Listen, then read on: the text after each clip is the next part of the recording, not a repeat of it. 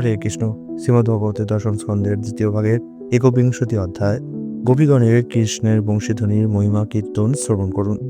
সুখদেব গোস্বামী বললেন, এভাবেই বৃন্দাবনের অরণ্য শরৎকালীন স্বচ্ছ জলে পরিপূর্ণ ছিল এবং নির্মল সরোবরে উৎপন্ন পদ্মফুলের সুগন্ধযুক্ত বায়ুর দ্বারা সুশীতল হয়েছিল।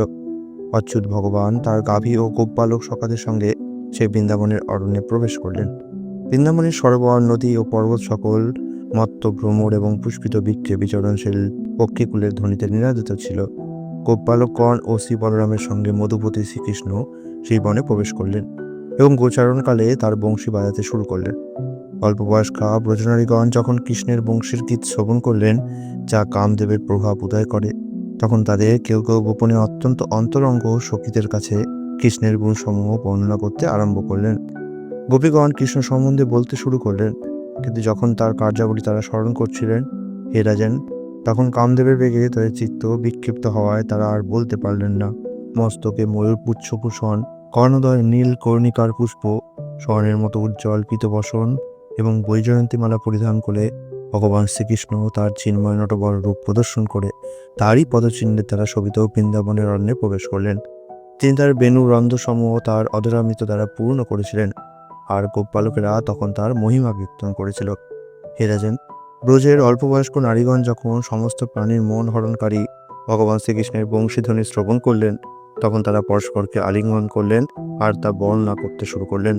গোপিকারা বললেন, হে সখীগণ, যে সমস্ত চক্ষু নন্দ মহারাজের দুই পুত্রের মুখমণ্ডল দর্শন করে তারা নিঃসন্দেহে ধন্য, কারণ এই দুই পুত্র তাদের সখাতে দ্বারা পরিবেষ্টিত হয়ে এবং তাদের সম্মুখে গাভীদের চালনা করে বনে প্রবেশ করেন এবং তারা তাদের মুখে বংশী ধারণ করেন ও ব্রজবাসীদের প্রতি অনুরাগযুক্ত হয়ে কটাক্ষপাত করেন। তাই যাদের চক্ষু আছে আমরা মনে করি তাদের কাছে এর থেকে শ্রেষ্ঠতর দর্শনীয় বস্তু আর কিছুই নেই। যার উপর তাদের পুষ্পমালা সংলগ্ন ছিল, সে মনোরম বিচিত্র বসন পরিধান করে এবং ময়ূরপুচ্ছ, উৎপল, পদ্ম, নবীন, আম্রপল্লব ও পুষ্পমুকুলগুলো তারা নিজেদের ভূষিত করে কৃষ্ণ ও বলরাম গোপবালকদের সবার মধ্যে অত্যুৎকৃষ্ট রূপে শোভা পাচ্ছিলেন। তাদের দেখতে ঠিক রঙ্গমঞ্চে আবির্ভূত দুই শ্রেষ্ঠ নর্তকের মতো মনে হচ্ছিল, আর মাঝে মাঝে তারা গান করছিলেন।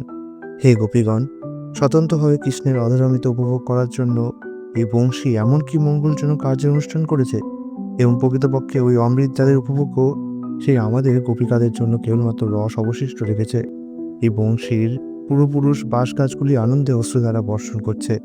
যার তীরে বাঁশ জন্মগ্রহণ করেছেন, তার মাতা সেই নদী আনন্দোচ্ছ্বাস অনুভব করে এবং তাই সে বিকশিত পদ্ম ফুলের দ্বারা রোমাঞ্চিত হচ্ছে। হে সখী, দেবকীনন্দন কৃষ্ণের পাদপদ্ম সম্পদ লাভ করে বৃন্দাবনের পৃথিবীর মহিমা বিস্তার করছে। গোবিন্দের বেণু শ্রবণ করে ময়ূররা যখন মত্ত হয়ে নৃত্য করে, তখন পাহাড়ের চূড়া থেকে অন্য প্রাণীরা তাদের দর্শন করে আবির্ভূত হয়ে পড়ে। এই নির্বোধ হরিণরাই ধন্য, কারণ তারা নন্দ মহারাজের পুত্রের সমীপবর্তী হয়েছে, যিনি অত্যন্ত আকর্ষণীয় বেশে সজ্জিত হয়ে তার বাঁশি বাজাচ্ছেন। বাস্তবিকই কৃষ্ণ সার্মিক ও মৃগীগণ উভয়েই প্রণয়পূর্ণ দৃষ্টির দ্বারা ভগবানের পূজা করছিল। কৃষ্ণের সৌন্দর্য ও স্বভাব রমণীগণের নিকট উৎসব স্বরূপ। বাস্তবিকই দেবপত্নীগণ তাদের পতিগণের সঙ্গে বিমানে পরিভ্রমণকালে যখন তাকে এক পলক দর্শন করেন এবং তার নির্ণীত বংশীগীত শ্রবণ করেন, তখন কামদেবের দ্বারা তাদের হৃদয় কম্পিত হয়, আর তারা এতই মোহাচ্ছন্ন হন যে তাদের বেণীবন্ধন থেকে ফুলগুলি পর্যন্ত খসে পড়ে যায় এবং তাদের কটিবস্ত্র শিথিল হয়ে যায়। তাদের উত্তোলিত কানগুলিকে পাত্রের মতো ব্যবহার করে গাভীরা কৃষ্ণের মুখনিসৃত বংশীগীতে সুধামৃত পান করছে। গোবৎসরা তাদের মায়ের স্তন থেকে খরিত দুগ্ধ মুখে পূর্ণ করে স্থিরভাবে অবস্থান করছে, যেন অশ্রুপূর্ণ নয়নে তারা গোবিন্দকে তাদের অন্তরে গ্রহণ করে তাকে আলিঙ্গন করছে। হে মাতা, এই বনে সকল পক্ষী কৃষ্ণকে দর্শনের জন্য অপূর্ব বৃক্ষ শাখায় আরূঢ় হয়েছে। চোখ বন্ধ করে তারা কেবলমাত্র নিঃশব্দে তার মধুর বংশীধ্বনি শ্রবণ করছে এবং অন্য কোনো শব্দেই তারা আকৃষ্ট হচ্ছে না। এই সমস্ত পক্ষী নিশ্চিতরূপে মহান মুনিগণের সমান স্তরে রয়েছে। নদীগুলি যখন কৃষ্ণের বংশীগীত শ্রবণ করে, তখন তাদের হৃদয় তাকে আকাঙ্ক্ষা করতে শুরু করে এবং এভাবেই তাদের স্রোতের বেগ ভঙ্গ হয়ে ঘূর্ণাবর্ত রূপে জল বিক্ষোভিত হয়ে ওঠে। তখন তাদের তরঙ্গরূপ বাহুর দ্বারা নদীগুলি মুরারির চরণকমল আলিঙ্গন করে এবং তা ধারণ করে পদ্মফুলের উপহার নিবেদন করে।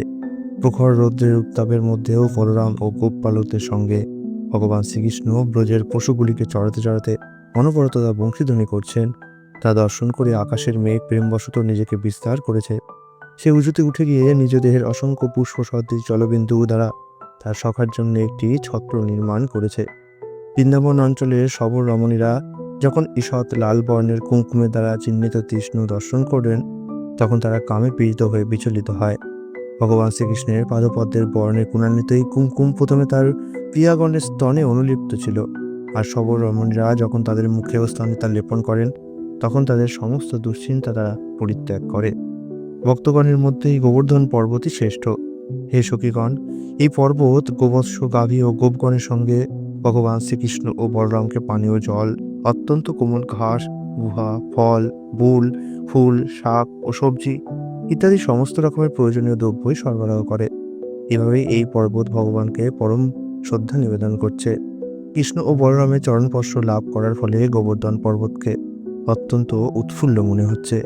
হে প্রিয় সখীগণ, গাভীদের অগ্রে চারণা করে কৃষ্ণ ও বলরাম যখন তাদের গোপবালক সখাদের সঙ্গে বনের ভিতর দিয়ে গমন করেন, তখন তারা দুগ্ধ দোহনের সময় গাভীদের পিছনের পা বন্ধনকারী রজ্জু বহন করেন। ভগবান শ্রীকৃষ্ণ যখন তার বংশী বাজান, তখন সেই মধুর হইতে গতিশীল প্রাণী সকল মূর্ছিত হয়ে পড়ে এবং গতিহীন বৃক্ষ সকল ভাবোচ্ছ্বাসে কম্পিত হতে থাকে। এই বিষয়গুলি নিঃসন্দেহে অতি বিচিত্র।